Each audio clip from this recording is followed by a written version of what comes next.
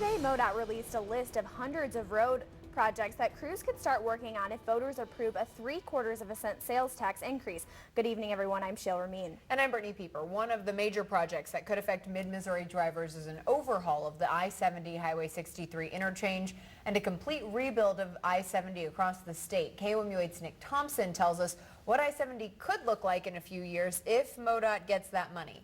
To University Hospital after an accident involving several cars occurred earlier this evening. It happened on eastbound I-70 at mile marker 150 near Kingdom City. There is no update on her condition at this time. The city of New Franklin is using backup water pumps as it struggles to maintain the permanent system. This comes after issuing 2 boil advisories in 2 weeks. The city government says boil advisories happen when there is a crack or break in the line.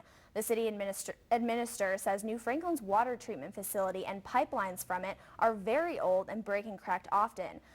She also says the city issues should be fixed when it opens a new regional facility in the next 2 years. KOMU 8 News wanted to know if the issues in New Franklin also exist in Columbia and surrounding cities. Columbia Water and Light Communications Specialist Connie Kaprowitz says the city maintains 671 miles of pipe. She says those pipes can be hard to maintain because Columbia sits on clay soil. The city issued 80 boil advisories last year, which Kaprowitz says is pretty typical. Jefferson City spent $10.7 million in 2011 to update pipes that were 50 to 120 years old. Some existing pipes are still 100 years old. Douglas Park was being singled out as the problem park of the city system, and the conversations around it came across among her constituents as being very racist and marginalizing them as troublemakers within the park system. Chadwick says she is looking to change alcohol rules at all city parks. She has specifically pointed out Douglas Park for city staff to look into. The city council would have to vote on the issue to change the policy.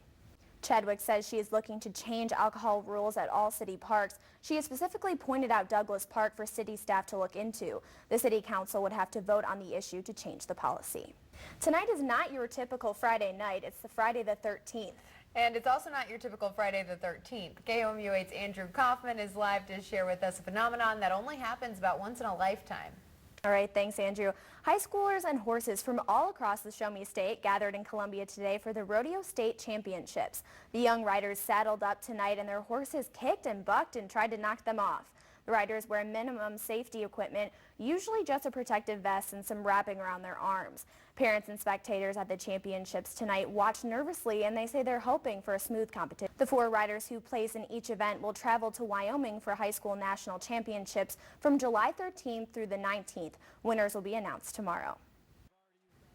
Welcome back, everyone. In your world news, the Israeli government is searching today for 3 teens who went missing in the occupied West Bank late Thursday. A spokesman for the Israeli government says Israel holds Palestinian president responsible for the missing kids. A special meeting of Israeli security ministers convened after the teens disappeared. A government spokesman called the safe return, and Spain's national court ordered Coca-Cola's Spanish bottler today to reinstate the more than 800 workers it laid off. The court ordered Coca-Cola, Ivory and Partners to put the 821 employees back to work with back pay.